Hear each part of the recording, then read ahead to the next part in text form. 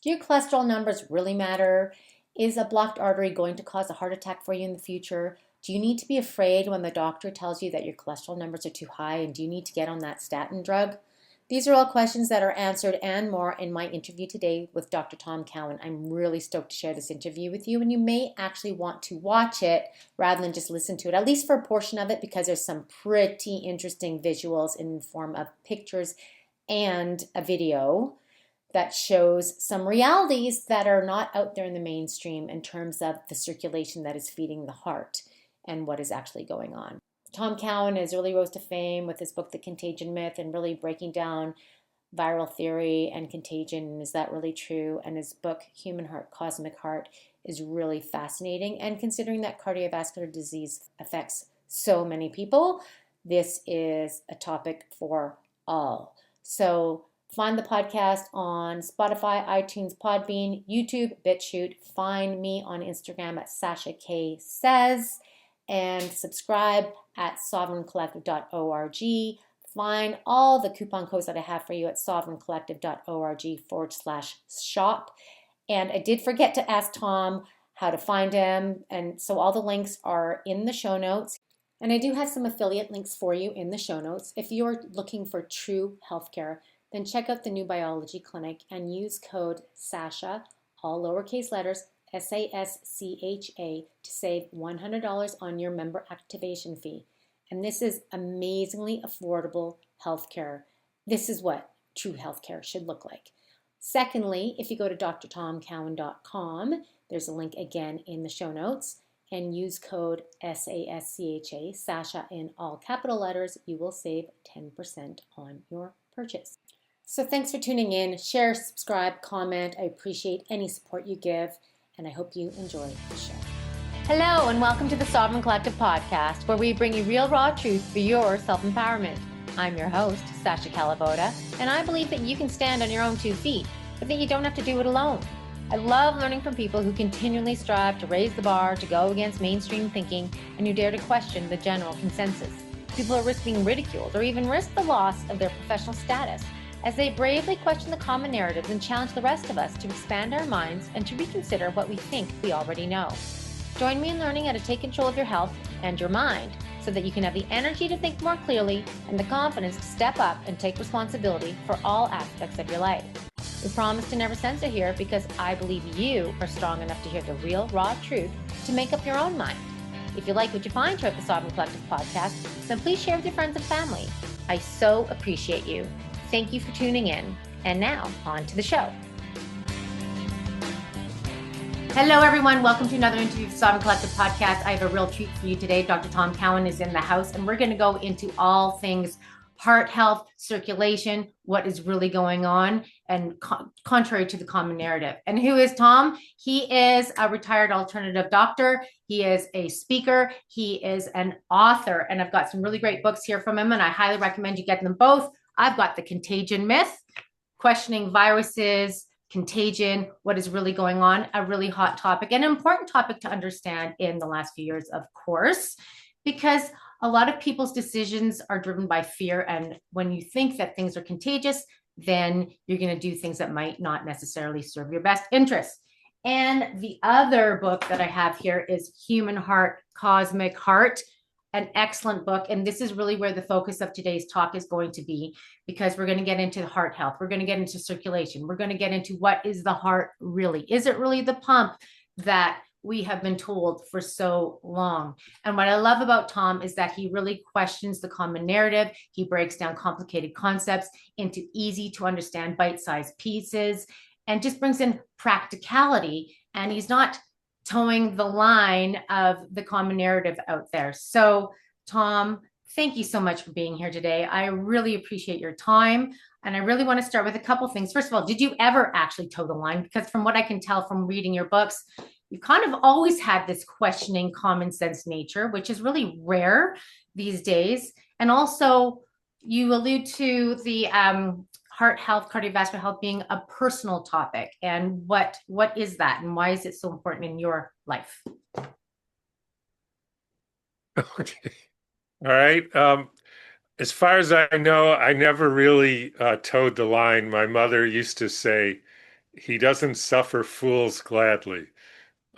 So I always was suspicious of people who supposedly knew stuff, um, including doctors, because I grew up with a lot of doctors, and I always knew they were basically full of it. Um, what was the second thing with the heart? Yeah, I mean, the only real serious medical issue I was sort of born with a funny wiring of my heart, which, as I described in the book, kind of almost killed me, but didn't. And so it just got me sort of interested in the heart and how it works and what to do about it. Okay. So, okay, well, let's just talk about the heart then. So, and were you able to overcome what you were born with doing what you're doing? Not by myself. I ended up having a procedure.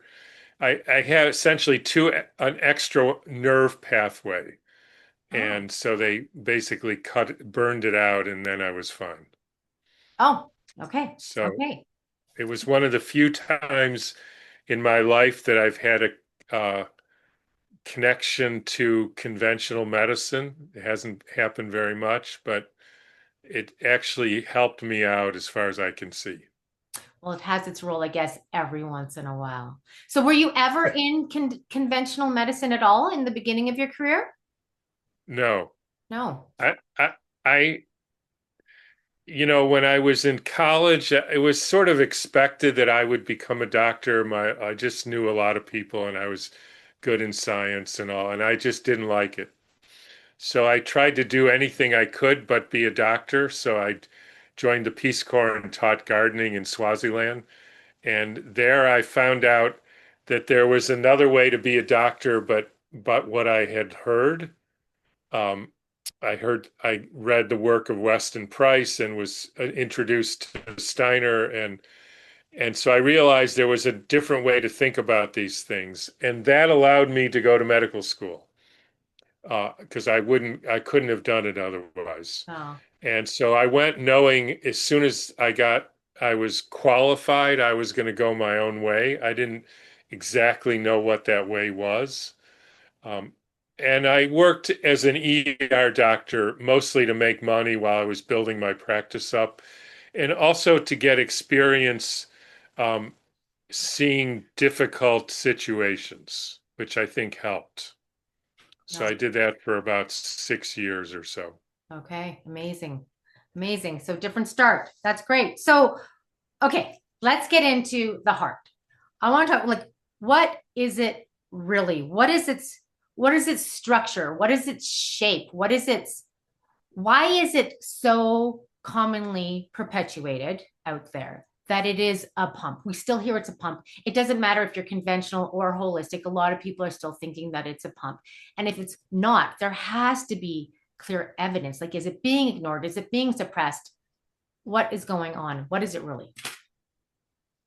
So, one of the things I've discovered in my life is that the process of what we call science, which I would also call logic or rational thinking, and I would submit that of anything that I might say here, this is the most important thing, is once I got it clear that what I was doing was investigating claims and not necessarily coming up with my own theories or ideas, then I actually started to learn about the world. So it's important with anything, so what is the heart? Is to say, what is the claim? In other words, what are we told? What are we told in medical school? What are we told in fourth grade or whatever? We're told that the heart is a pump. Now, what does that mean? Because there's a lot of different kinds of pumps. And it's actually there's a better word than a pump is a pressure propulsion device. What that means is we have these walls of the heart, and what we're told is the walls contract, especially the left ventricle, and that pushes the blood around the body. That's what I mean by a pressure propulsion device. It's the contraction, the yeah, the contraction of the muscle pushes the blood around the body. That's the claim. So when you investigate that and say, okay, is that true? The first thing I came upon was there's like 10,000 miles of blood vessels in the body. Goes out of the left ventricle and then goes through arteries and then arterials and then capillaries and then venules and then veins and then back to the heart. So that's a long way to push. And in order to push pretty sticky fluid with stuff in it that's about the size of the diameter of the vessel, because the red blood cells are about the same size as the internal diameter of the capillaries, uh, that would be a hell of a push. In fact, I would say it would be hundreds, if not thousands of times more than a 1 pound muscle can generate.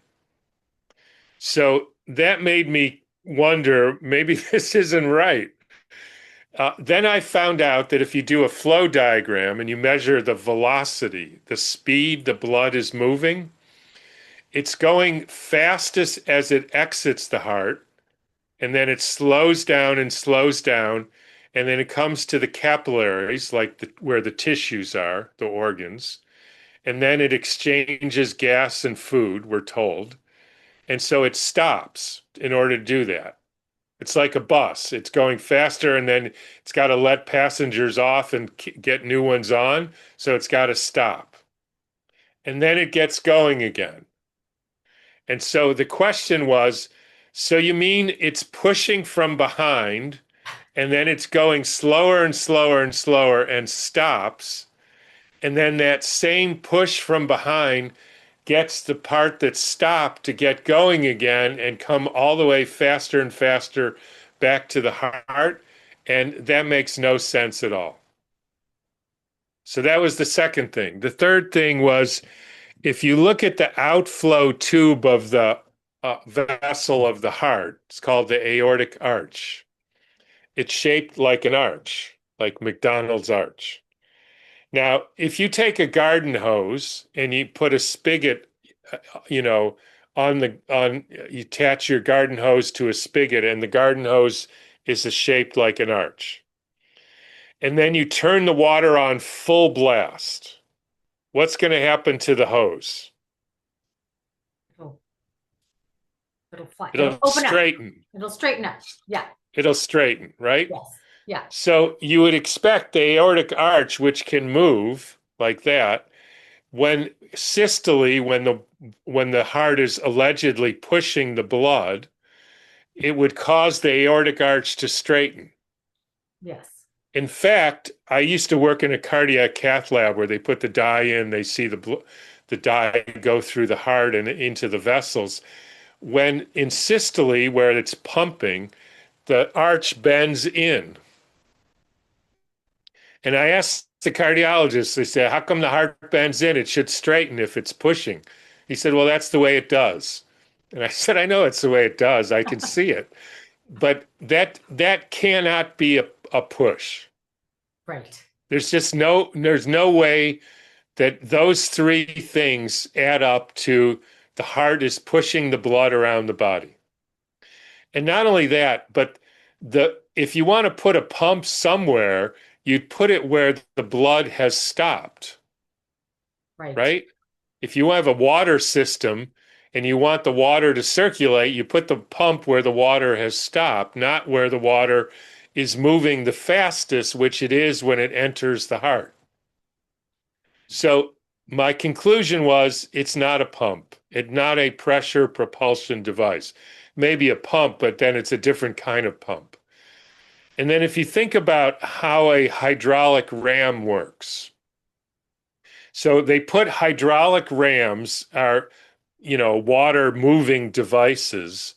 They put them where the water is flowing, and then there's a tank, and the tank walls of the tank expand, and that builds up pressure in the tank and a suction on the other side of the gate, right? Okay. Because there's no water there for temporarily. When the pressure differential is big enough, the gate opens, the outflow tube sucks in, and the water goes is essentially distributed around the system. And that's very similar to how the heart and the circulation. So the movement of the blood starts at the capillaries where it stopped. It goes faster and faster and faster, gets to the heart, it comes into the chambers, it expands the walls, that builds up pressure, the gate opens, it distributes the blood, no pushing needed, and that's how it works. It's very simple. You can see it from every pressure measurement, everything you can see about this tells you it's not a pressure propulsion device. It's more like this. So it's not the walls that are pushing the blood. Right. It's the movement of the blood that's the motive force. And then you just have to figure out, which took me about 20 years, how the blood moves at the tissues. Yes. It stopped. Well, how does it get going in your leg or in your spleen or in your foot or wherever? And that took me a long time to see that, but now it's very simple. I can describe it if you want. Please do. So it turns out that blood is fluid, right? It has water in it. And so here's another myth that we're told, that all substance has three phases, right? Copper, solid copper, molten or liquid copper, and gaseous copper. Iron, solid iron, liquid iron, molten iron, gaseous iron. Water, ice, water, steam, Right. right? So I looked into Jello, 97% water. Which phase is that? Something. Well, it's None not of ice, those. right? Yeah. It's not ice. It's Yeah. not water, liquid water, Right. and it's not steam. So it's got to be in some other phase. Now, they told me in medical school that not 70% of the of the contents of our tissues and cells was water, right? You've heard that. Right. Yes. Yes. So the question is, which phase, right? Which phase is it in? Well, it's not ice, right? We don't have ice in our foot. It's not steam, so it has to be liquid water. So I'm an ER doctor. I see people shot and bayoneted and stabbed. You know how many people I saw water squirting out of them? Probably none. None. And it doesn't feel like we're a bag of water, No. right? So it cannot be. And if you stab a Jello, nothing squirts out Right. because it's in a different phase called structured water, coherent water, gel phase water, etc. And all of the water in our bodies, besides like urine and the liquid blood, is in this gel phase. That's like the essence of life.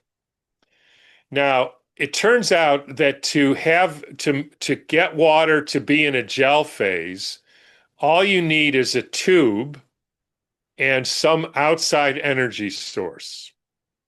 So Jerry Pollack did an experiment where he takes a beaker of water, suspends a hydrophilic tube in the water, right? And then the interaction of the water and the tube forms this gel lining the tube, which is negatively charged always, which means the so-called positive charges go into the liquid water. They repel each other and start moving. And that's the pump. So in our capillaries, in our tissues, we have tubes called capillaries that are filled with liquid called blood. The interaction of the blood and the tube creates a negative gel inside the tube. The positive charges go into the blood, they repel and start the blood moving from the capillaries back to the heart. Now, you could say, what is this? What's the point of this? So you can do an experiment. You could take this beaker of water, put the tube in it, and you can measure the speed that the water is moving in the tube, right?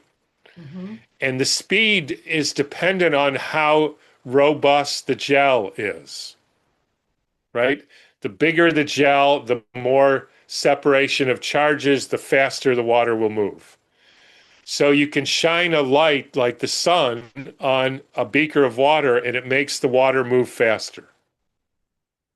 You can put the beaker of water on the earth and the water moves faster because there's a better gel. You can put your hands on the beaker and that makes the water move faster because there's a better gel, like laying on of hands. You can put your dog or cat next to it, at least most dogs, and that makes the water move faster. You can put your cell phone next to the beaker and the water stops moving Stops. because the emissions from a cell phone stop this separation of charges. They make your water, your gel like a puddle, and then you don't have any flow. So if somebody's in congestive heart failure, meaning their blood isn't flowing to their heart, it's not because of their heart, which isn't the pump. It's because they're not making a proper gel, and therefore the blood isn't being, quote, pumped up by the water or by the forces of the water. And that's why they're in heart failure. So I never had to treat somebody with heart failure with drugs. I just would increase their flow. You get them out in the sun, you connect them to the earth, you do laying on of hands, and you get rid of the cell phone and all the electromagnetic smog that's in their life, and they start flowing, and then then they're no longer in heart failure. So I know somebody who is in congestive heart failure, who is very athletic, was out in the sun, didn't have a cell phone, and hasn't really had heart surgery, but is not never really recovered. What's the missing piece? Would it be diet, There's hydration? always something. Everybody's different, and without knowing the person and knowing Yeah, the story, that's why, you know, the medicine that I ended up doing I got rid of all the diagnoses. I mean, I speak about congestive heart right. failure as if it's real. But what's happening is there's something in this individual person, and it could be that they messed his heart up or whatever. I don't know because I don't know the story. Right, But that's real medicine, not these diagnoses aren't real. right. Okay, They're they're made up designations that that don't really, I mean, they sometimes help you a little bit, but usually not. right, right. And everybody's really attached to their labels to my this, my that, which I Yeah. don't think helps the situation. So, question: why does the blood stop if it's in this capillary network and it's structured? Why is it stopping in the first place? What actually makes it stop flow? Well, it essentially runs out of energy. So it needs to be charged up again. The motive for the movement is the charge. We are quite simply an electromagnetic organism, not a biochemical organism. So it sort of runs out of charge. In the capillaries is where it absorbs the light from the sun and probably the energy from the earth. And the narrowness of the tube makes it easy to form this separation of charges. The bigger the tube, the harder it is to get flow. Okay. Everybody knows that because if you have weak flow in your house and you don't fix the pump, you've got to narrow the tubes. Right. Right. That's, by the way, why the body narrows the tubes when your pump is broken, which we call high blood pressure. It's not a disease, it's a compensation for poor flow. Right. And so it's the therapy for the a failing pump. You narrow the tubes because you don't fix your pump, and that keeps the blood flowing, but at a cost. Right. So what is actually happening when somebody's suppressing the requirement for their blood pressure to be higher? Because I've always questioned that. It's like we we we don't even think about why the body is responding as it is, whether it be making more cholesterol or increasing blood pressure. What is happening when we're lowering that blood pressure pharmaceutically when it needs to be higher to get the flow? Less flow, and then you feel tired and erectile dysfunction, and everything doesn't work as well, and you have low charge, and then you end up having a miserable life and dying sooner. Okay, in a nutshell. In a Okay. nutshell. So instead, what would be some recommendations on your part to rather than going Again, it down? depends on the person, but uh, the blood pressure is the therapy for a bad pump. So you got to fix the pump. You Right. fix the pump by movement, eating well, sunlight, earthing, and sometimes getting rid of poisons which interfere with your ability to make it charge. And what about the emotional aspect? Do you take that into account, like And thought the process? emotional toxicity and the way you think and all the rest of it. Right, right. Okay, so coming back to the heart now, what is it really? Like I saw a video once of somebody unraveling it and rolling it back in into kind of like this vortex spiral structure. Is that true? Is that really what the structure of the heart Yeah, is? the heart is a continuous band, and it's so formed so that when the blood comes into the heart from the veins, it expands the walls, and it creates a vortex inside the heart because of the unique arrangement of the spiraling nature of the muscles. So basically, what the heart is doing is stopping the blood, creating a vortex. And interestingly, the Sufis say when the heart stops the blood, that's when God enters into the human being. Now, I can't vouch for that, but the vortex is the way that the energy from the world, you could say the ether, enters into living things. That's why we have a vortex on the top of our head, and sunflowers and snails and everything in life is the vortex spiral focuses the energy from the outside and imbues the substance with life. So that's what happens in the heart. And that imbuing the blood with life then creates a certain energy which allows it to distribute throughout the body, which brings the energy to the rest of the body so that the rest of the body can live. And that's what the heart is doing, And is stopping the blood and imbuing it with energy. And you can see that by the anatomy of the heart. It's a vortex creating instrument. so could you actually unravel a heart that's removed out of a body? And Yes. see, and does Yep. anybody like And it's a how continuous band. that's amazing. And nobody's talking about like what cardiologist is talking about that. That's what blows my mind. So why do you think this is all the lies are being perpetuated and it being a pump and it being such a mechanical thing? It's so much more than mechanics. I mean, it's just as I like to say, the trouble with science is it's not very scientific.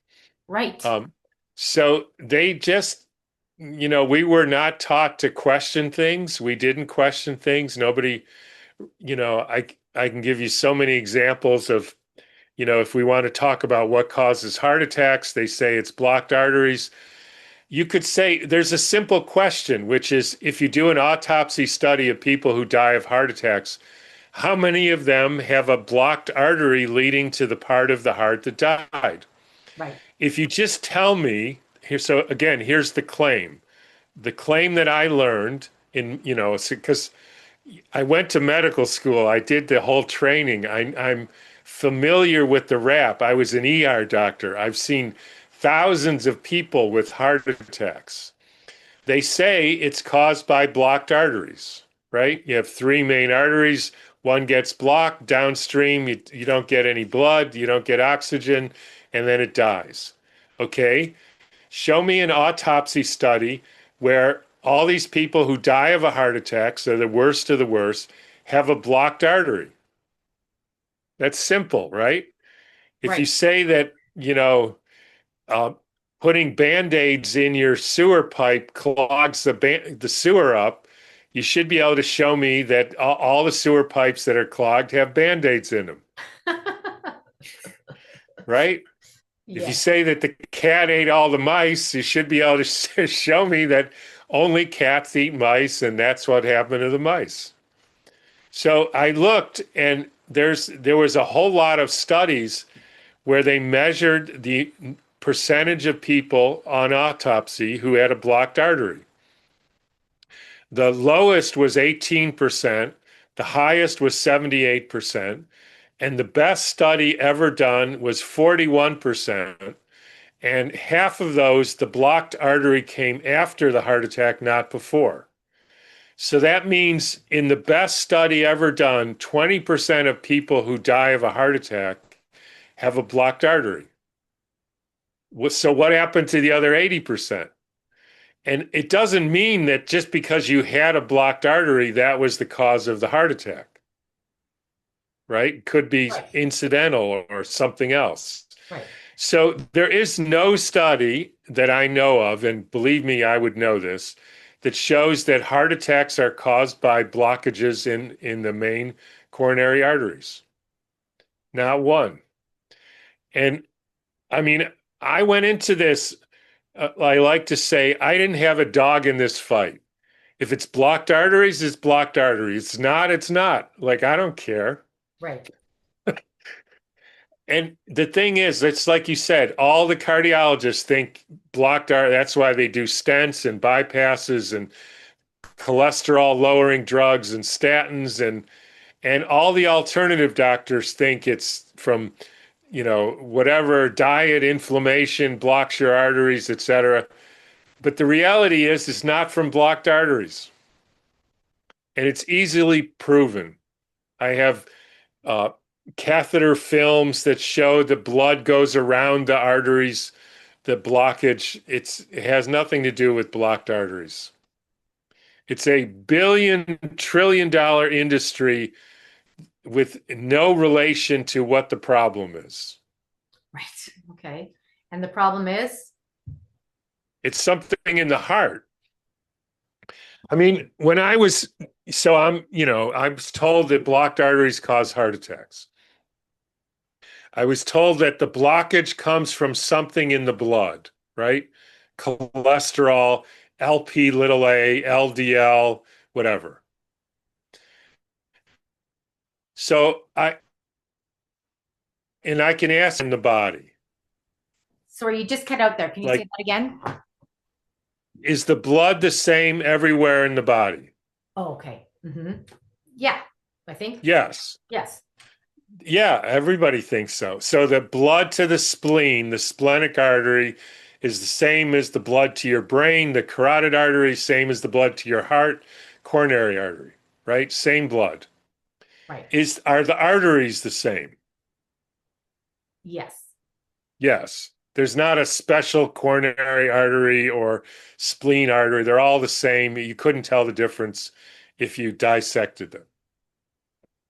So if something is precipitating and causing a heart attack in the coronary arteries, it would do the same thing in the artery of the spleen because there's too much in the blood precipitating in the vessel. And in fact, you do get plaque buildup in the splenic artery. You do. Okay. You do. So, do you know anybody who's had a heart attack? Yes. Do you know anybody who's had a spleen attack? No. No, I never did either. Or a liver attack. No. People will say, they'll write in and say, oh, I had a gallbladder attack. Right. But that's totally different. That's a stone, or but an ischemic attack happens only in the heart and the brain, called strokes. meaning there's something different about the heart and the brain than the spleen and the liver and your foot and your kidneys, because none of them have attacks. Right.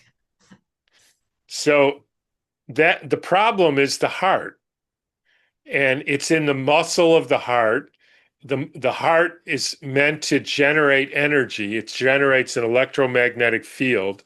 Interestingly, it goes about 6 feet out, which is why they told us to social distance for 6 feet, because they wanted people to be separate from one another, Right. so that they would be lonely and afraid and all the rest of it. Um, so when that field shrinks because your heart isn't able to generate enough energy, then eventually it can't, metabolize, generate energy, and it starts going into sort of a backup mode where it generates lactic acid or some acid that causes pain, just like in your leg. And we call that angina. And then it keeps going, and then it actually breaks down the heart, and we call that a heart attack. So it's got nothing to do with the blood flow. It has everything to do with the integrity of the heart as a tissue able to generate energy. And And that's weakened by emotions and thoughts and bad diet and not enough movement and not enough sun, and lots of poisons do that. They poison your ability to generate energy, particularly like vaccines and pharmaceutical drugs, pesticides, other toxic stuff. And we end up with poisoned hearts brains? The brains and are also, brains. so the pH of the Same, brain is also changing as well. same.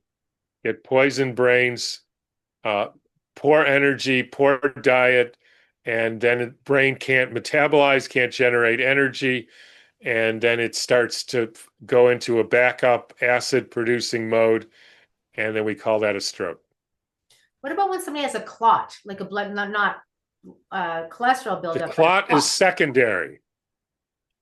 Oh, So first, it's just like a dam. You have a river, and then a beaver builds a dam, and then upriver you get debris like a clot. The oh. problem is the dam, not the clot. Now, the clot makes it worse, but it's not the source of the problem, Hmm.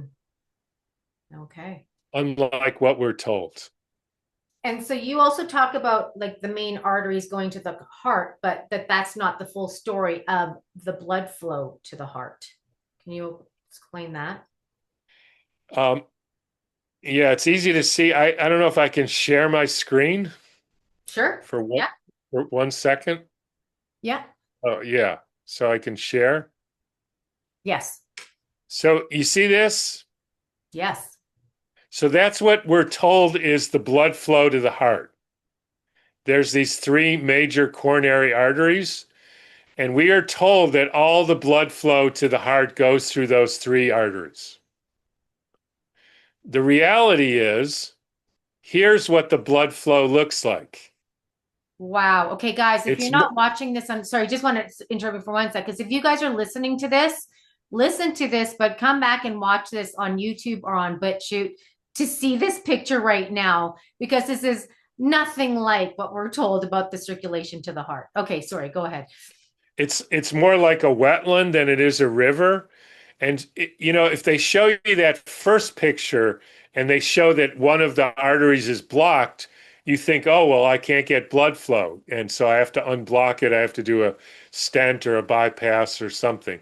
If they showed you this and they say there's a blockage here, you'd say, oh, that's no big deal because I have 100 other vessels that Seriously. bring the blood to the heart. And so it doesn't matter. And if you see a heart catheter, when they put the dye in, you can see the blood immediately goes beyond the blockage because it goes through these collateral vessels. So the blockages do not impact the blood flow to the heart. 98% of the blood flow is through these small vessels anyways, so it has essentially no impact. That is an amazing. I'm so glad you showed that because you can say it, but until you see that and see just how rich of a blood supply there is going to the heart, that's incredible. Okay. I mean, if you really want to see something interesting, I have a short catheter film that demonstrates why blood clots or blockages have nothing to do with heart attacks. Do you want to see that? I would love to. Yes. Okay, I have to share the sound.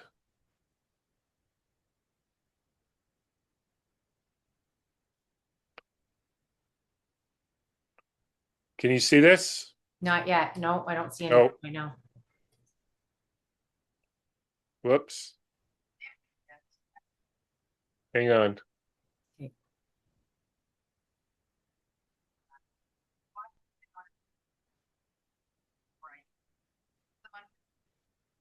Okay, can you see this? No, it's not sharing. I don't see anything.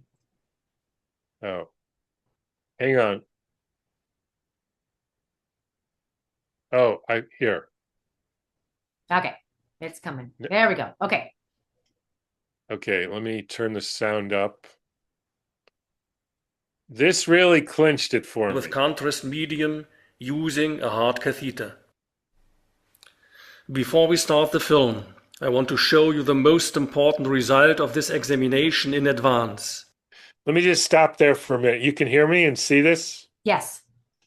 So I used to show this to people and medical students and my patients. This was my heart intelligence test.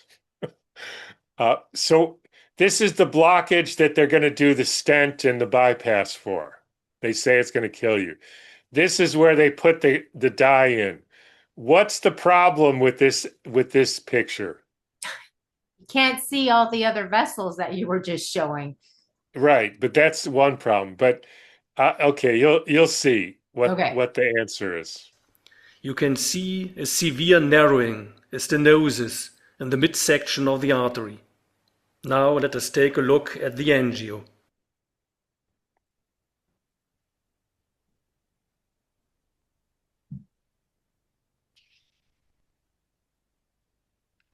It's about 3 or 4 minutes, so it's not that long.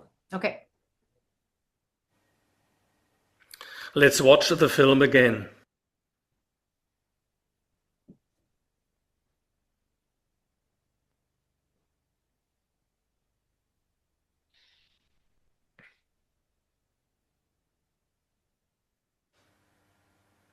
I will now show you a series of photos taken from the angio so that you can study the procedure in detail.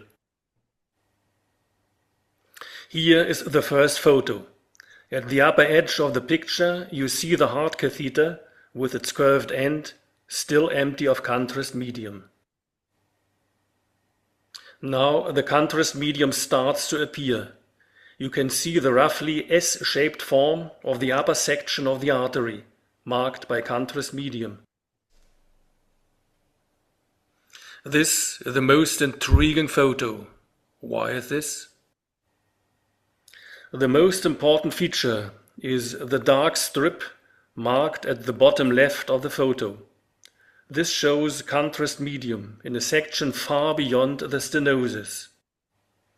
Nothing can yet be seen of the narrowing itself. Despite this, a section of the coronary artery far beyond the stenosis is already filling up. Here for the first time the stenosis, circled, appears. This is the same photo. The narrowing can be vaguely recognized due to the descending flow from above, but mainly as a result of the ascending flow from below. Things now become clearer. This stenosis hardly allows a single drop of blood to pass. The stenosis allows practically nothing to pass. It's not the case, as a layperson might assume, that the blood somehow manages to squeeze through the bottleneck and struggles to fill the lower part of the artery. Yet it is exactly this section beyond the narrowing that is well filled. The blood must come from somewhere. Even if the collaterals, the vessels that make a detour around the stenosis, are not clearly seen, these photos are proof of their existence and effectivity. This is a perfect illustration of a 90% stenosis. However, this method fails to provide decisive information. It's not possible to show the extensive network of collaterals using the heart catheter. This leads to considerable false interpretations regarding the importance of coronary artery stenosis. In the very small narrowing, a little blood forces its way from above and a little from below. The blood in the stenosis is stagnant. If the narrow passageway is closed completely by a blood clot, a thrombosis, what happens then? Does a heart attack occur, as generally assumed? By no means. The blood is already standing still in the stenosis. A complete closure would have no effect. There is no alteration whatsoever. There can be no better illustration. The blood supply to the heart muscle beyond the stenosis is completely unaffected. The right coronary artery is clearly and powerfully displayed far to the regions of its finest branches. All right. So in other words, this test that is used all over the world and by the millions to find out if you're going to have a heart attack, all it does is it's an artifact, because the way the dye and the way they push it in specifically doesn't show the blood supply. All it shows is the blood coming to a blockage, and then it goes around and it comes from below and you see the blockage. Yes. And the blood is already fine far beyond the blockage. In other words, it has no impact. But because they don't see the small vessels on an angiogram, they say they're not there. Even though it's obvious they have to be there. Clearly. It's friggin' bizarre. And this is a $50 billion industry of stents and bypasses. And, the biggest study on stents showed they don't increase longevity, they don't prevent further heart attacks, and they don't even prevent pain, because they did a study 8 weeks of people with chest pain. They put a stent in half. The other half, they told them they put a stent in, but they didn't. They had the same amount of chest pain in 8 weeks. So it's completely worthless. Right.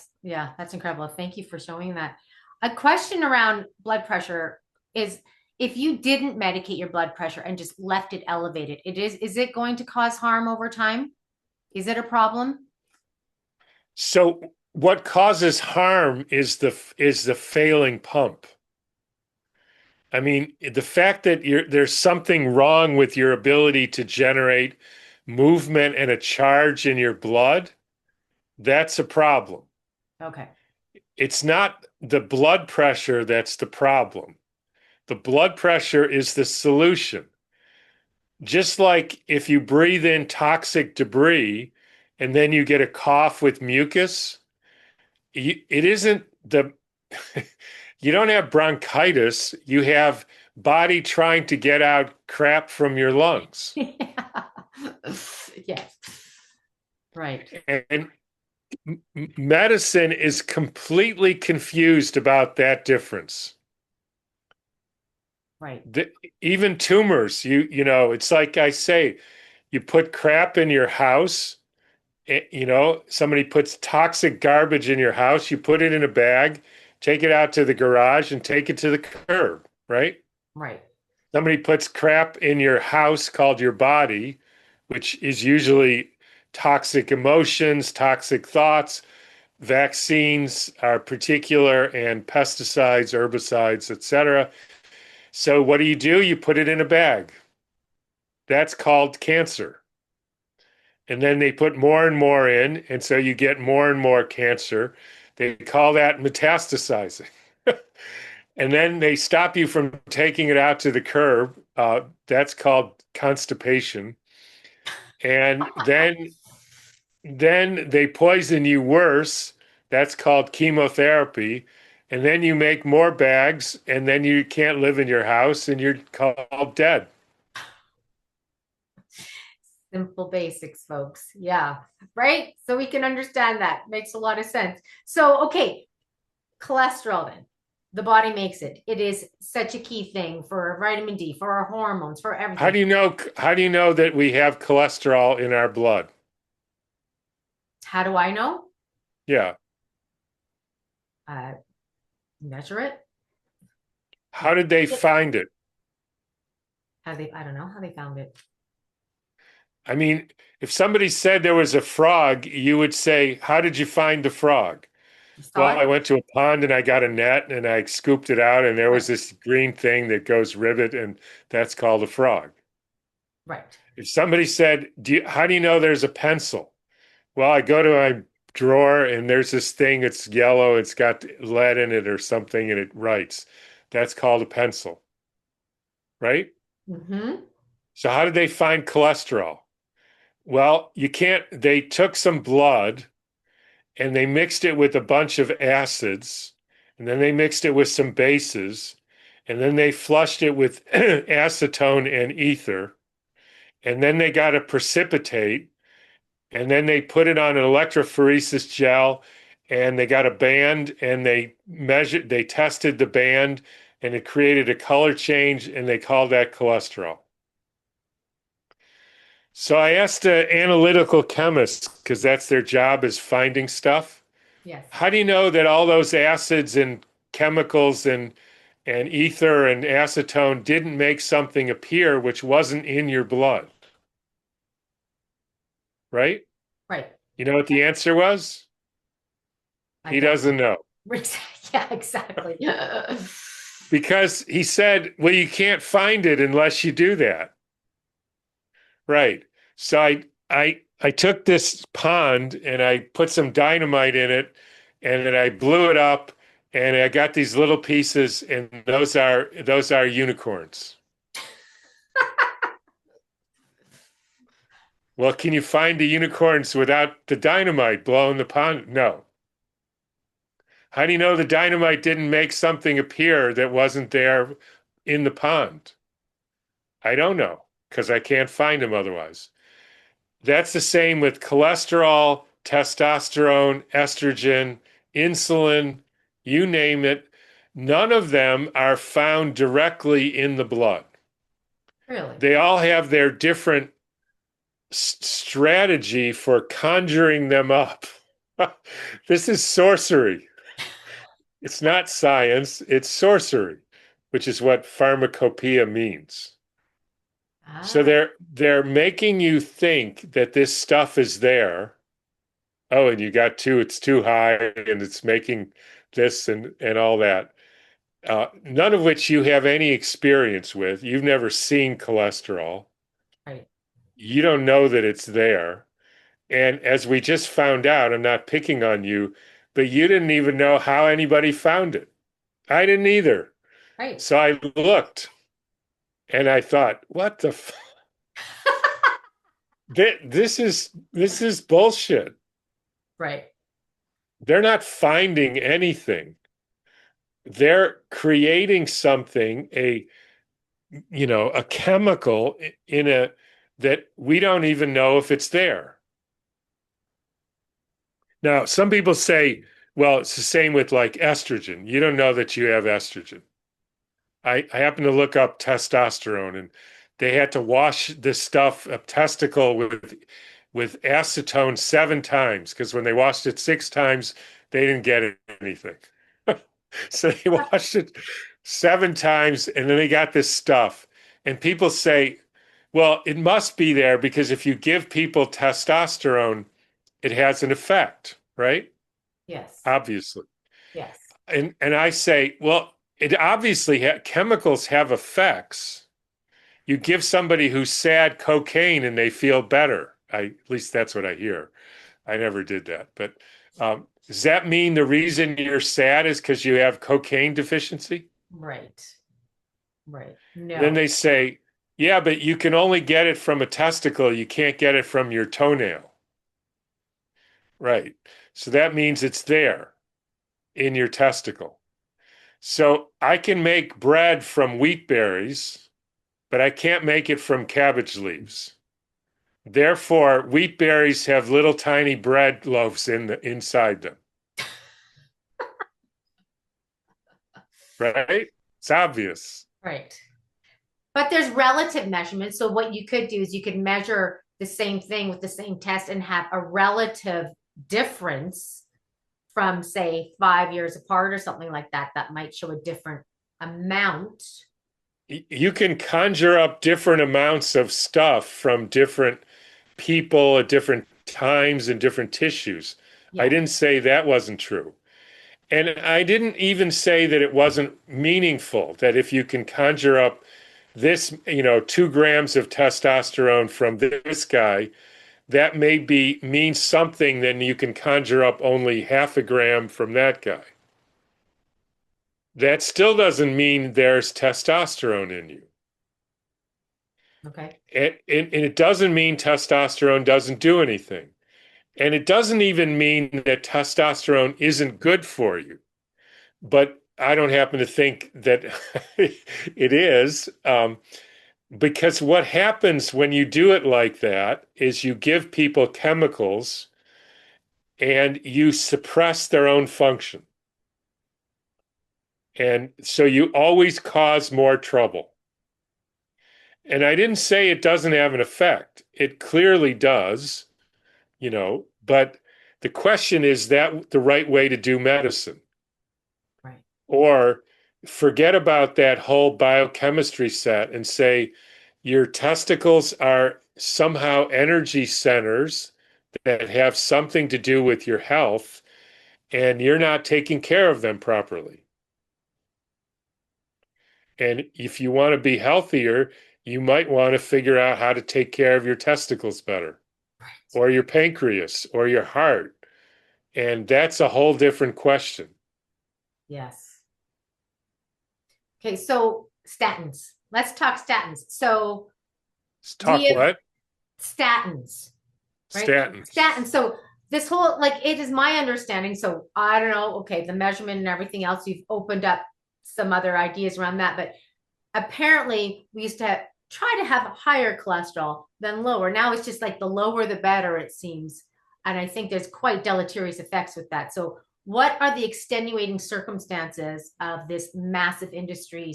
Because as soon as somebody's a little bit over, I work out at a shop a few days a week. I'm talking to people all the time. Oh, my cholesterol's high. My cholesterol's high. I was like, so what?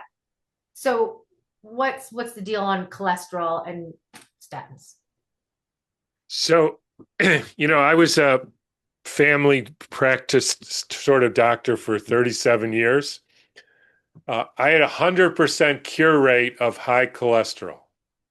100%. Because I just never tested it again. You'd say something like that. It's a completely meaningless number. Because anyways, if blocked arteries don't cause heart attacks, and the whole reason for the lowering the cholesterol is to prevent blockages, then it has nothing to do with it. Right. Statin drugs happen to be cellular energy poisons. They're probably the worst, most toxic pharmaceuticals besides vaccines there is. So so when you give somebody a statin drug, remember I said the health of your heart is the ability of it to generate energy and create this field, which essentially allows the other organs to entrain on your heart. It's like the conductor of a symphony. So if you don't have a healthy heart, meaning a conductor of your orchestra, then the spleen and the liver and the kidneys go their own way. And that's called sickness. But if the heart is organizing everything, that's called integrated health. Statin drugs decrease your ability of your heart to generate energy. Therefore, they cause heart attacks, strokes, congestive heart failure. And I would say the number one or two, along with vaccines, cause of neurodegenerative disease. To the point where when a person would come in, and I made a point of not knowing anything about their history. They didn't do any intake, no family history, nothing. They had one line to tell me what their problem was. I have Parkinson's. That's it. Everything else, I didn't want to prejudice the witness, meaning me. Okay. So I would ask them what happened, and they say, I have Parkinson's. I'd say, oh, when did you start statin drugs? Now, they knew that they didn't write statin drugs. They didn't write their drugs on the intake form because I didn't have an intake form. And so how did you know? I say everybody who has Parkinson's takes statin drugs. Wow. It's not 100%, but so I wouldn't recommend doing that if you're a doctor, because every once in a while. But I could tell there's these people with low energy. Their battery is depleted. There's no charge, and their mind doesn't work, and they have all sorts of so-called brain disorders, and that's a consequence of statin drugs. Okay, so You've got to be absolutely crazy to take a statin drug.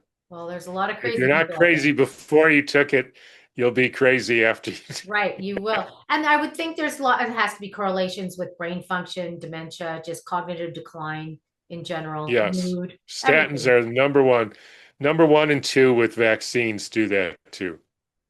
That's a different mechanism, but it's poisoning. So do the numbers mean anything? What about triglycerides? People are worried about the triglycerides. It's not worth checking any of that. None of it.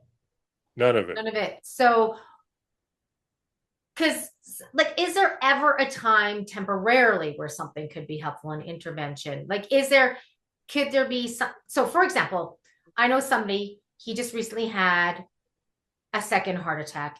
Shortly before that, he went off of his cholesterol meds and he's trying to do alternatives. And I believe he has a stent. And now I have, they're going to probably associate going off the drugs with the heart attack that he just had. What do you say to that? I mean, if you take like beta blockers and other blood thinning drugs and you stop them from one day to the next, you'll have a big problem. Cholesterol drugs, statins, not so much, but many drugs, if you stop one day to the next, you will precipitate lots of problems. So a person who's on heart drugs and had stents, which means they've already interfered with their circulation, they're in a very vulnerable situation, and they need somebody to help them who knows how to get people off drugs and to help them with their heart. And, we have a very good medicine called Statins, which actually improves the energy of your heart. And so at this point, we have a clinic called the New Biology Clinic where we do a lot of this kind of work. And we would start these people on statin drugs and diet and find out why their heart is ailing. It may be they're closed-hearted. They may have something happen to them.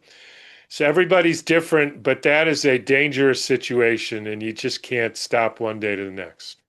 But the statins, you said you can, right? The statins you can? You can, yes. The only thing that happens is your cholesterol goes up. Right.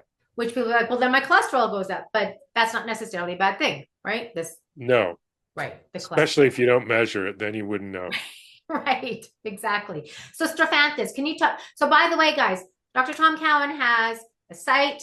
Please, I would appreciate if you decide to peruse it, to use the link that's going to be in the show notes. And you can always go to sovereigncollective.org and click on the store and find all the links there as well.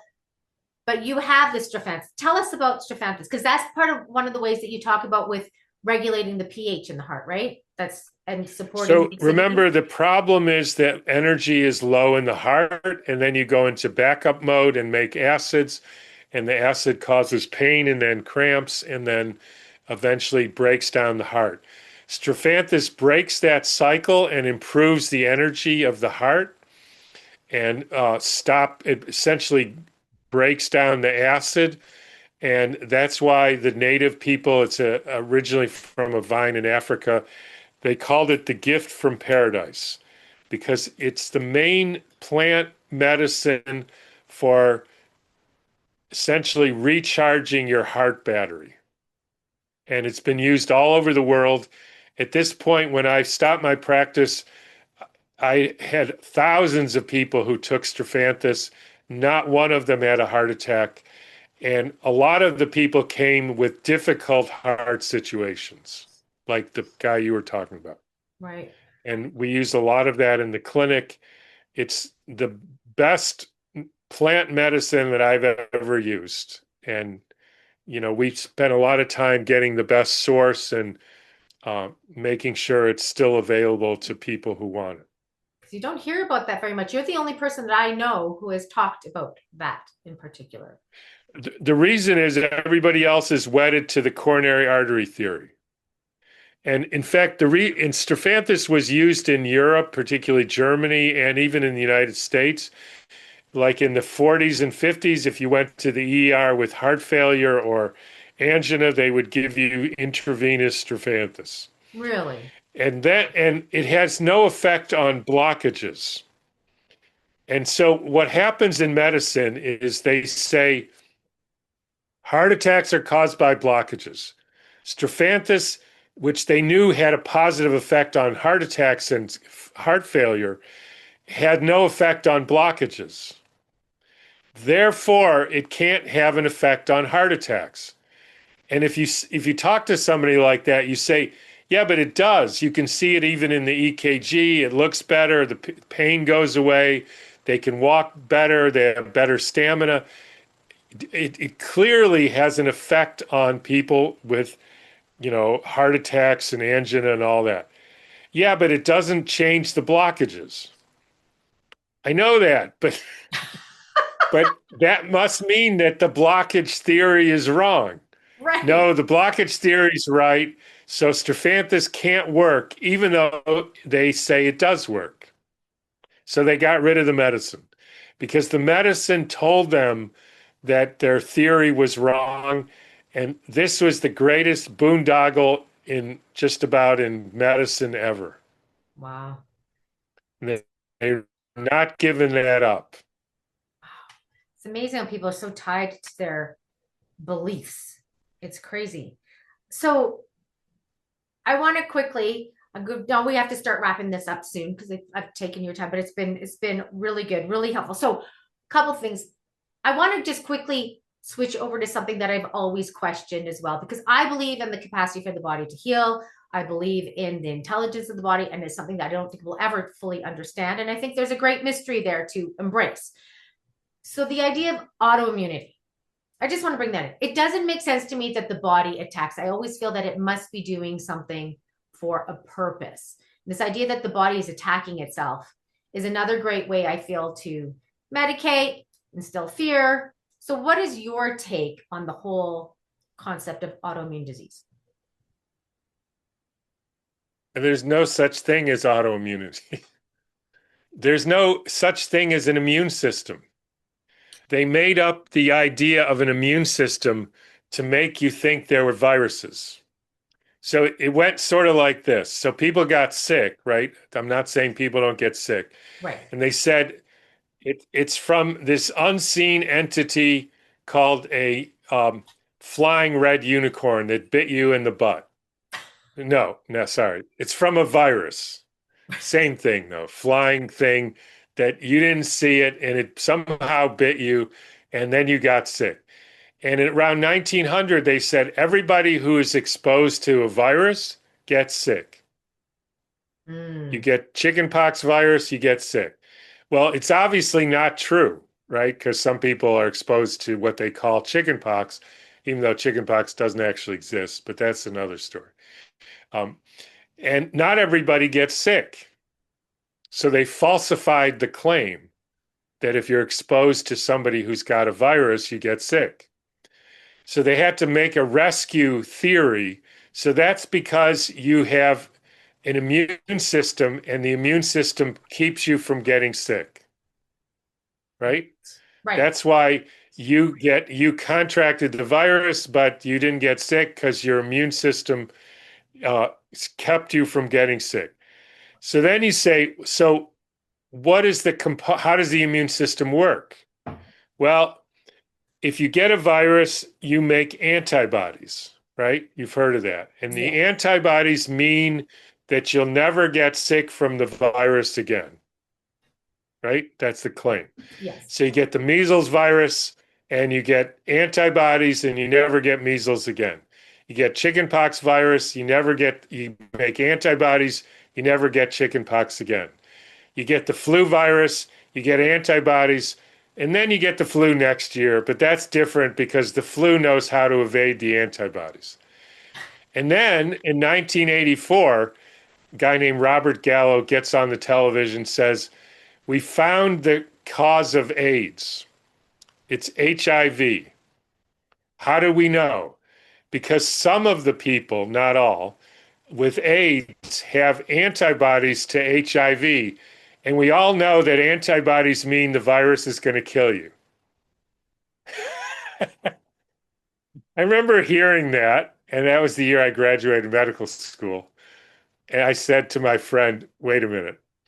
I spent 4 years learning that antibodies mean I'm immune to the virus. And this clown gets on the television and says, antibodies mean the virus is going to kill you. Right. With no explanation of how come he just changed the whole thing. And to this day, nobody has explained how come sometimes antibodies mean you're immune and sometimes they mean the virus is going to kill you. And by the way, nobody has ever found an antibody in any living being. And they're a completely mental construct.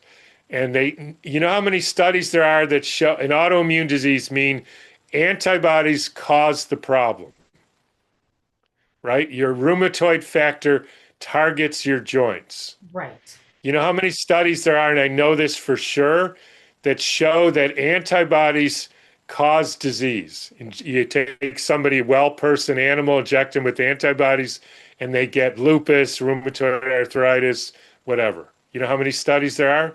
I'm thinking 0. Exactly 0. Yeah. This is a absolutely falsified claim.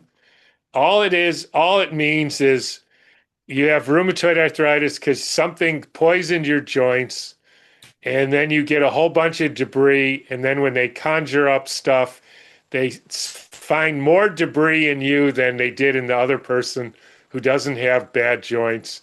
And they call that an autoimmune disease.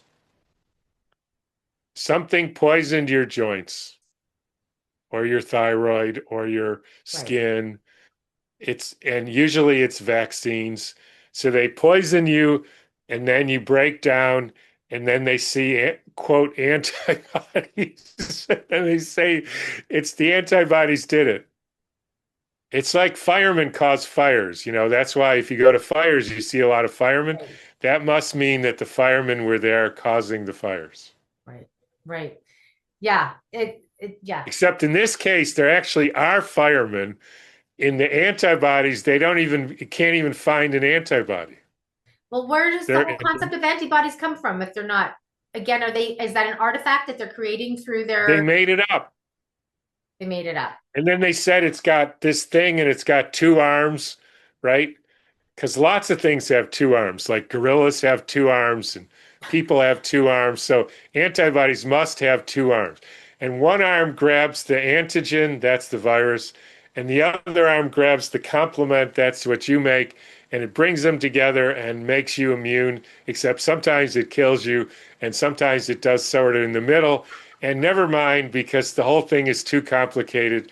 And then they actually show you a picture of an antibody from an X-ray, and it doesn't look like it has 2 arms at all. It looks like a T. So how come it doesn't look like the arm thing? Well, never mind, because we got rid of the arm thing. It's just make believe. I have a question also about coming back quickly to your book. So when you wrote this book, is there this? I think it was what mid 2016 or something like that, something a while ago.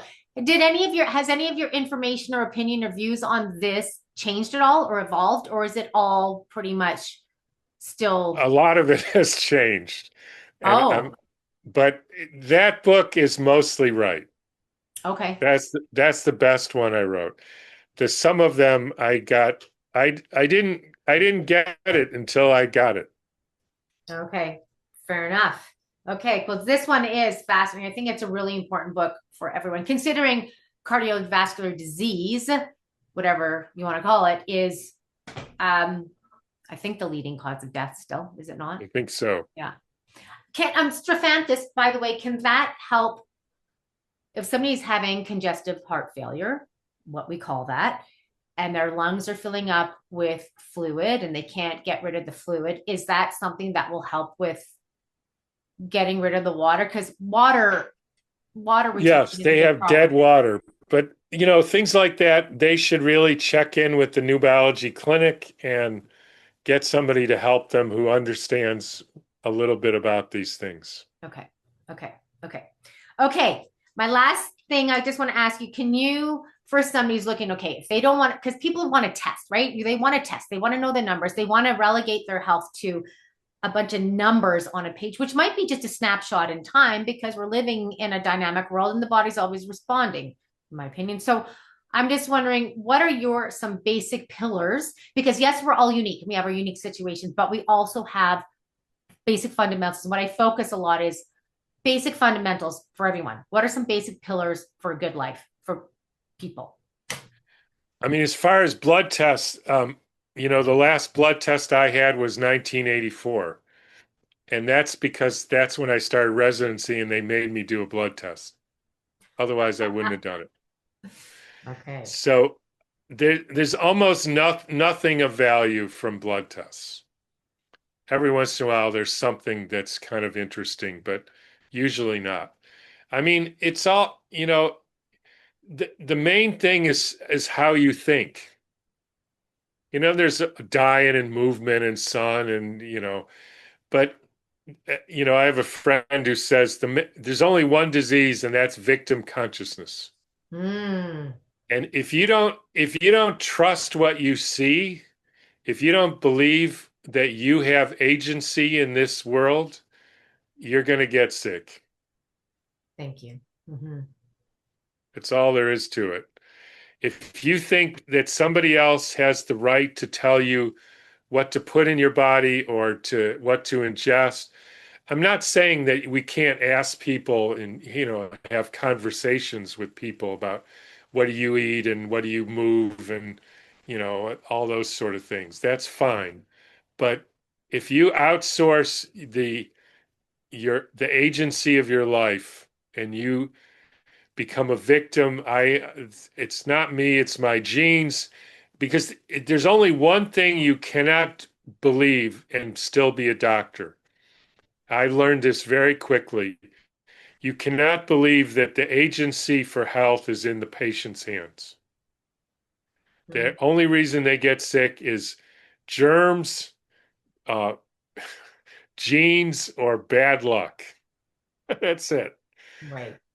Otherwise, it's not got anything to do with how you think, how you move, your relations, what you eat, except if you smoke, then you're a dumbass. We learned that. Um, but that's what needs to go. Okay. So genes, just a side note quickly. Hereditary. Everybody's like, this runs in my family. This is hereditary. This is hereditary. The hereditary story.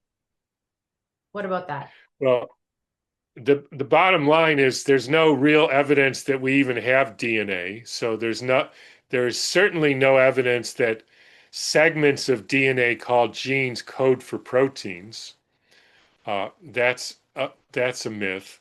There's no evidence that mRNA, which they give you in shots, directs your body to make any sort of proteins. That's never been proven.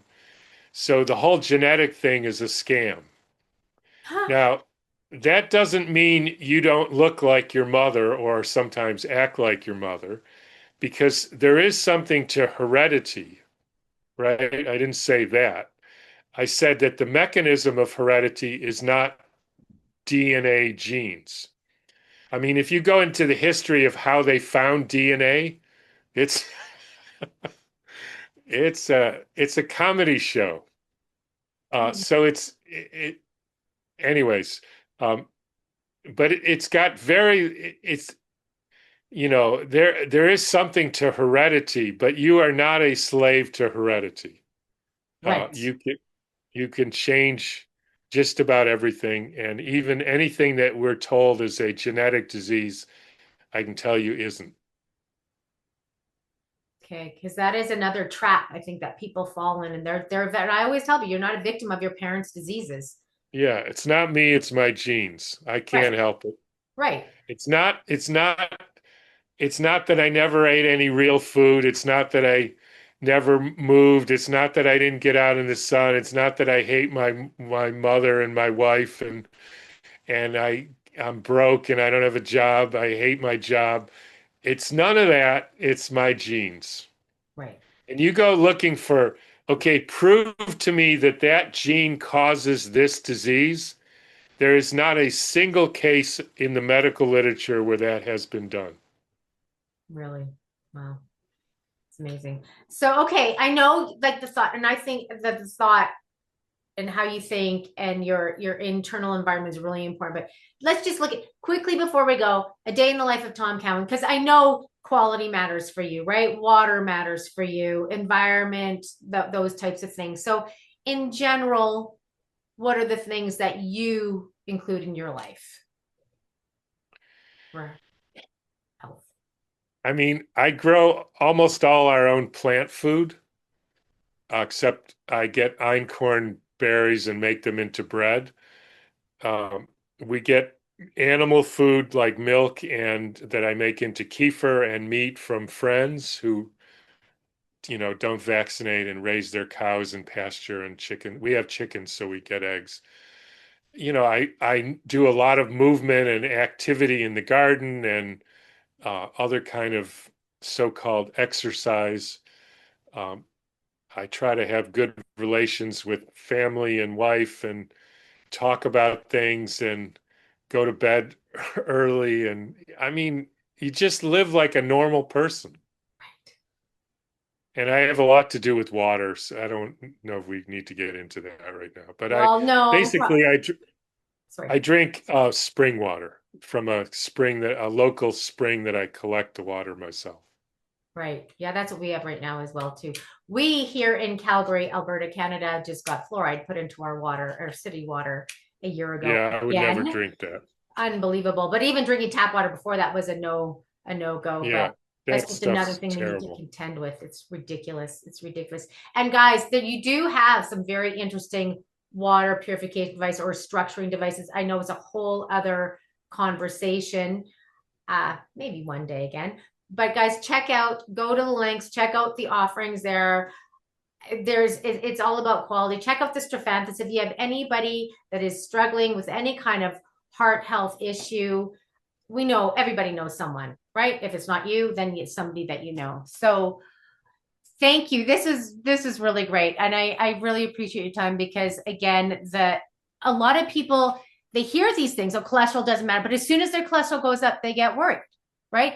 Even though they've heard these things and they say they truly believe other things, their actions don't match what they say they believe. They still feel they have to mitigate it with something, even if it's not a statin, it's going to be something alternative to that to mitigate it. Whereas I like your approach. Don't measure.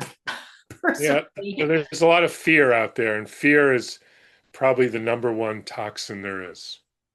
Absolutely. And these days more than ever. And having agency of your body, folks, this is what this is all about. This is what this podcast is all about. Own it, take responsibility. Don't be bullied into it. Learn about it. Talk to people. Doesn't mean you can't talk to experts, but people that you trust and people that are not doing as they're told so they get a paycheck, right? This is a totally different way of managing your life. And then you get out of fear, you raise a happy, healthy family, and the whole freaking world will change if we just all just manage our own affairs in our own home without having to go out there and change the whole world. So thank you, Tom. I really appreciate your time today. Guys, share this interview. This is a big one. This is important. I know it's going to affect a lot of people. I appreciate it. Check out the show notes. Go to sovereigncollective.org. Sign up for my email list before, it gets taken off completely. We have new censorship laws here in Canada affecting what we're saying on social media and things like that. So yeah, let's stay in touch and let's stay connected. Thank you, Tom. I really appreciate your time. Don't go anywhere. And guys, until next time, be well, take control of your health. Thanks for joining me.